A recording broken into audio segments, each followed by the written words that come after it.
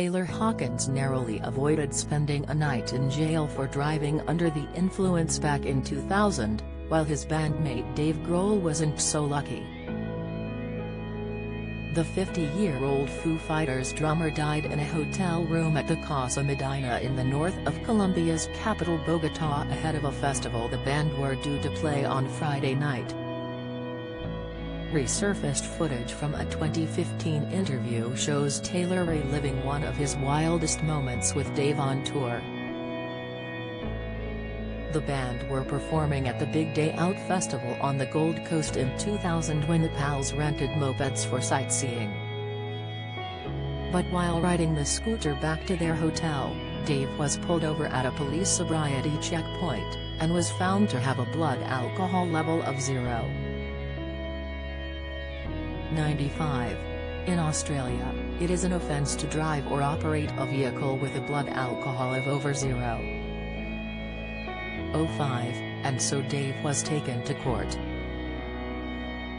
He had to return to the Gold Coast to face court during the band's Australian tour. He was convicted and given a $400 fine, but Taylor wasn't over the limit. "Me and him got mopeds down on the Gold Coast like everybody goes around. It was great fun, so we spent a couple of days down there before the show," Taylor told ABC's 7:30 show Day comes. "It's a beautiful day. We took the scooters, I think. Grohl even rode it up on stage like you were in Judas Priest for the first song. So afterwards we stayed, we hung, we partied." Dave was overserved. "It was a very irresponsible barman backstage who overserved Dave. And then me and Dave were riding home on our scooters, and I wasn't hammered actually. I had a bag of weed in my pocket, but he was hammered.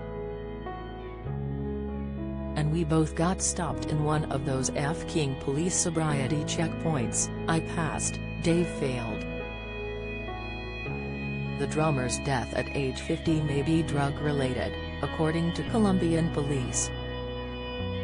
The Metropolitan Police of Bogotá, in a statement carried by several Colombian newspapers, said, "The cause of death has yet to be established." According to those close to him, the death could be related to the consumption of drugs.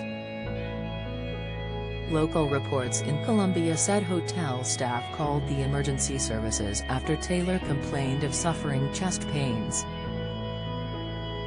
He was already dead by the time medical responders arrived at his hotel room.